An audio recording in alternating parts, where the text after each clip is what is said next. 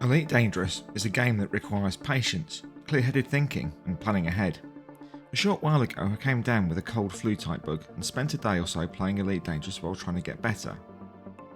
I decided to take a small break from working on the tutorial videos that I've been putting out recently and just spend some time relaxing and playing the game. I wanted to try a few pirate hunting missions and also some Odyssey space leg missions to give myself some variety. I was also using it as an opportunity to start ranking up with the Federation and to start unlocking things like the Soul Permit. So what could go wrong? Well, pretty much everything.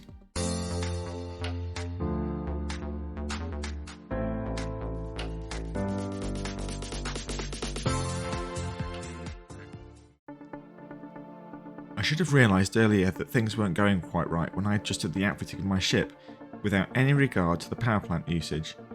This resulted in nothing working right when I found my first pirate.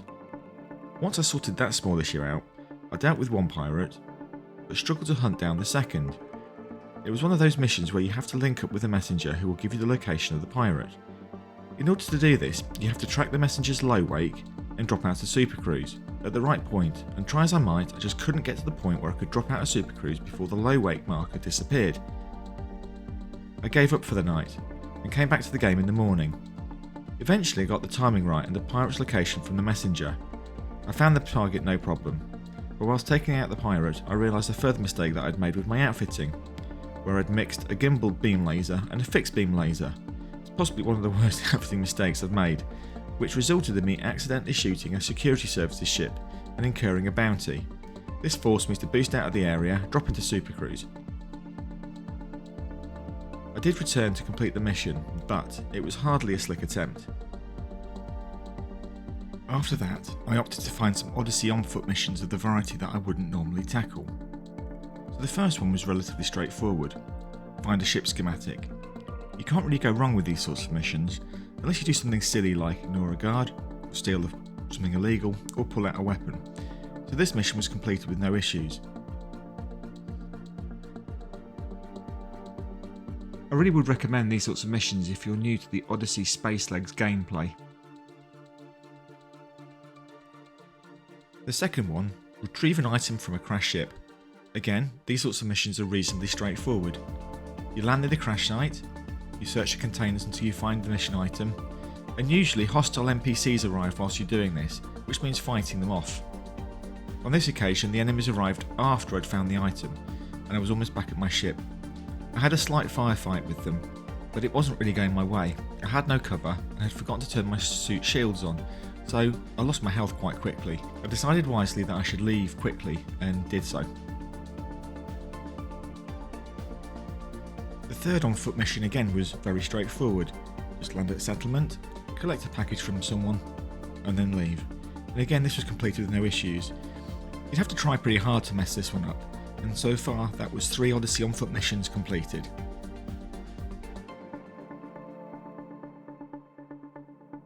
The fourth one was where it all started to go wrong. So basically it's a heist mission which requires carrying out some illegal activity, in this case stealing a chemical sample. This requires some patience and planning, as one of the requirements was that I don't critically injure any of the settlement personnel, so I can't shoot my way through this one. It starts off well. I fly to the settlement and land. I get to a terminal and look to see if I can locate the location of research locker number 5 in the power plant building. The terminal won't give me the location of the locker, but I do find out I need a level 3 security permit to get into the power plant building. So no problem, I'll just clone someone's ID and get into the building and find the locker. Now this requires a little bit of skill to sneakily clone an NPC profile. You can do this with a profile analyzer tool in cloning mode. However, the only caveat is that you can't be caught with the analyzer in that mode as it's illegal, so you just have to be careful. So there's a few things I was doing wrong here. Firstly, I keep trying to clone the guards' profiles with the incorrect security profile, and that's just silly. And secondly, I need to take my time and scan them when they have paused. As it goes, I get caught with the analyzer in clone mode, with my shields off, and ultimately I get taken out. So I end up in a detention facility with a small fine to pay, and I've also failed the mission. So I go back to doing something a little bit easier. I find another ship salvage mission, and again it's reasonably straightforward. and I complete it with no issues. So rather than open a container, I need to use my arc cutter to get into the panel. For some reason, no hostiles showed up despite it being a threat level 1. Despite this, I was a little disappointed. I was expecting some combat. I felt confident, so I decided to try another on-foot heist mission where I had to steal some personal documents, and again, one which has a requirement of not killing any NPCs at the settlement. I landed and found that Research Locker 5 is in part of a building that again requires elevated security privileges, so it was going to be another attempt at breaking in. I search the building. When I think it's clear, I find locker number 5, but it needs an e-breach to open. I don't have an e-breach, but I do have my arc cutter, so I cut open the locker, but it's not the item I need, because it's not the right locker. For some stupid reason, I take the illegal items. This is silly, as I get discovered by a guard. I'm carrying illegal items, so I run away. Fortunately, the alarm wasn't raised. I got back to my ship and I left. The good news is I haven't yet failed the mission, and could return and try again later. By leaving the area by supercruise and returning later, the settlement gets reset back to normal.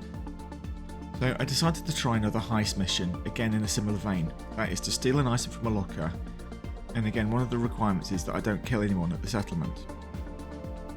So I landed near the site, and this time I can enter the main building legally, and I find a computer terminal. I identified the location of the locker and attempted to find the easiest way to access it.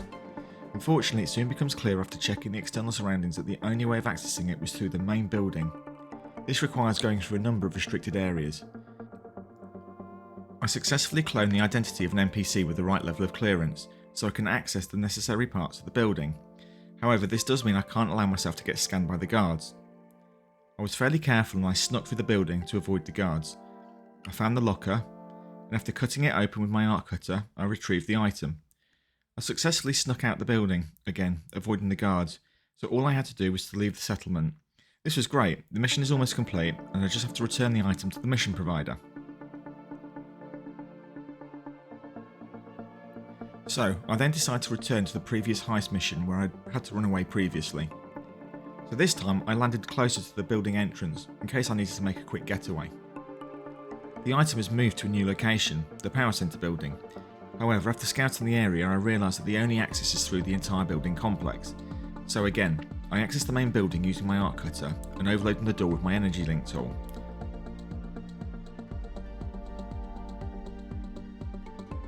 I get through a couple of restricted areas before realising I need to clone an NPC profile to get the security clearance I need. This proved to be tricky. I wait until I think the coast is clear, I switch to clone mode and I start to scan. Unfortunately, a guard has appeared behind me and spotted me, so I had to shoot my way out of the building, which means A, I failed the mission, and B, I end up being incapacitated. I did manage to take out 3 guards, but again my impatience has got the better of me.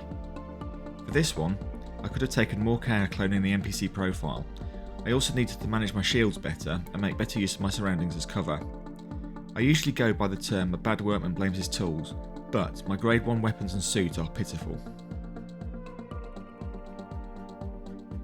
I ended up back in a detention facility, so after paying the fines I head out to do another mission. So this time it was another ship salvage mission where I'm collecting a deep mantle sample from another ship crash site. This should have been reasonably straightforward, or so I thought. So, I flew to and landed at the crash site. This time, however, as I headed out on foot to find the crash site, I heard another ship appear, which meant hostiles were arriving. Not an issue, I thought, I'll end up having a small gunfight. However, this mission proved to be really frustrating, mainly because I made some fundamental mistakes. If you're going to tackle these sorts of missions, outfitting your ship with dumbfire missiles will go a long way to taking out the hostile NPCs, or, failing that, using an SRV with its cannon and shields will also make it significantly easier to take out the hostiles. As it was, I was on foot, with crappy weapons and a crappy suit. The main trick here is to have easy access to your ship, so that you can recharge your suit and ammo quickly. Unfortunately, this was a time-consuming process. I had parked my ship slightly too far from the crash site, and also my grade 1 weapons were very ineffective, and I needed to constantly return to my ship to recover and replenish. And the hostile shields kept recovering between my trips to and from the ship.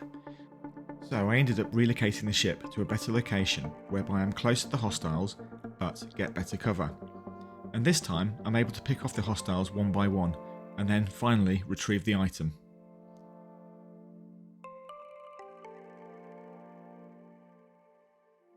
Once I've done that, I then pick off the last of the NPCs and then I'm free to leave.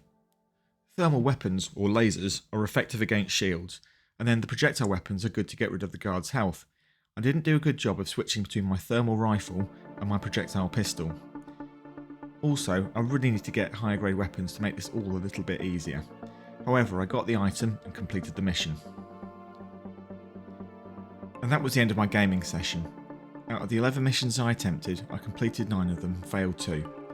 Whilst overall not bad from a results point of view, I was making lots of silly mistakes, so either not paying attention or by rushing things, and looking back maybe trying to play Elite with a flu type bug was not ideal, but it was a comforting way to spend the day. However, whilst this was frustrating on a number of levels, I did learn a lot from playing. I haven't spent much time with the Odyssey on foot type missions, and I wanted to try a few more, as I think they're good fun and provide a change of pace and variety to the game.